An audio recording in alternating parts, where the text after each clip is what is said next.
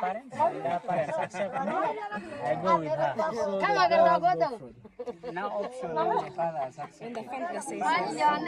Linda, have you heard that? Linda. My father wants to do that.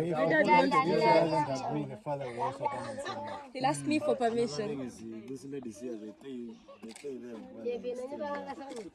Like if I admire one in the family, I have to pay in advance to secure the book. That's why most of them, the young ones here, have bangles. They already booked. Now, so I should be looking for a lady who has no bangle. This one has no bangle. She's young. I don't say a bangle. She has no bangle. No, she's booked. Yes. She's booked. No, they pay for her when she's young.